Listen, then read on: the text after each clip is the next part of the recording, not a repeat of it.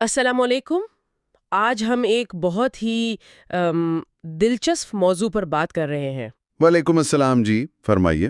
قرآن کریم کی سورتوں کی ترتیب، کیا یہ بس ایسے ہی ہے یا اس کے پیچھے کوئی گہری حکمت ہے؟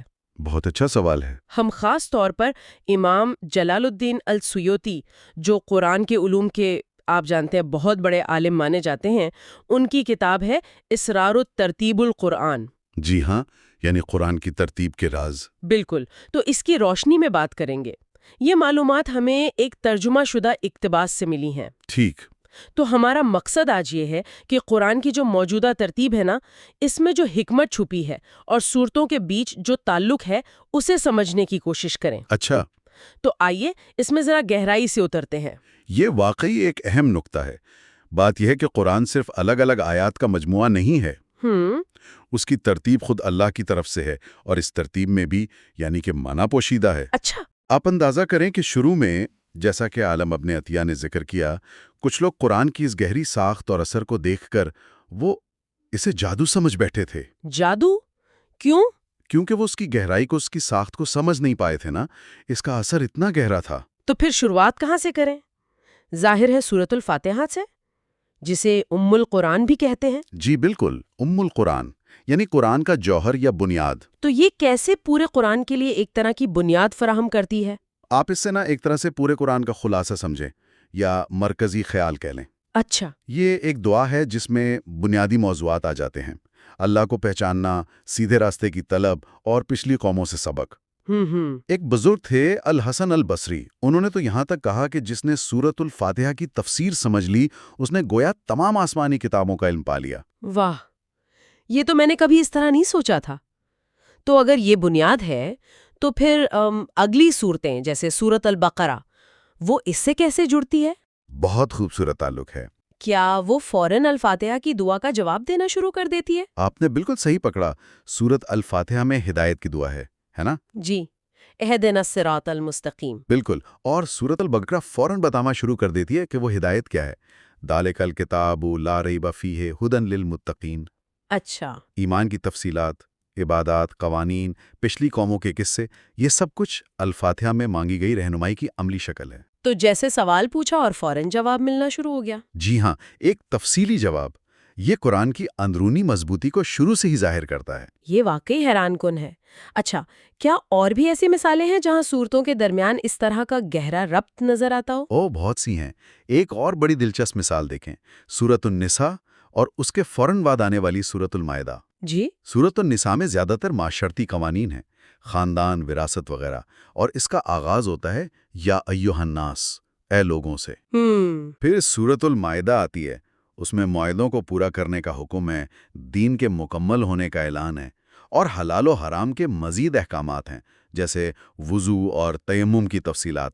تو یعنی موضوعات آگے بڑھ رہے ہیں۔ جی، اور ایک منطقی انداز میں، پہلے معاشرتی ڈھانچہ، پھر اس معاشرے کے معاہدے اور قوانین، ایک تسلسل ہے۔ یعنی یہ صرف موضوع کا تسلسل نہیں، بلکہ ایک طرح سے جیسے کوئی عمارت تعمیر ہو رہی ہو، پہلے بنیاد پھر دیواریں۔ کچھ ایسا ہی سمجھ لیں۔ اور یہ تعلق صرف موضوعاتی ہی نہیں ہوتا، کبھی کبھی تو اتنا گہرا ہوتا ہے کہ لگتا ہے دو صورتیں ایک ہی ہیں۔ اچھا، جیسے سورۃ الفیل، جس میں ہاتھی والوں کا واقعہ ہے، اور اس کے فوراً بعد سورۃ قریش، جس میں قریش پر اللہ کے احسانات کا ذکر ہے۔ جی ہاں، وہ تو بالکل ساتھ ساتھ ہے۔ ان میں اتنا گہرا تعلق ہے کہ بعض صحابہ جیسے حضرت ابی بن کعب رضی اللہ تعالیٰ عنہ، ان کے ذاتی مصحف میں یعنی قرآن کے نسخے میں ان دونوں صورتوں کے درمیان بسم اللہ بھی نہیں لکھی تھی۔ یعنی وہ انہیں ایک ہی صورت سمجھتے تھے؟ جی، اتنا گہرا تعلق محسوس کرتے تھے؟ سبحان اللہ۔ اور قرآن کے بالکل آخر میں جو دو صورتیں ہیں، الفلق اور الناس، ان کے بارے میں کیا کہیں گے؟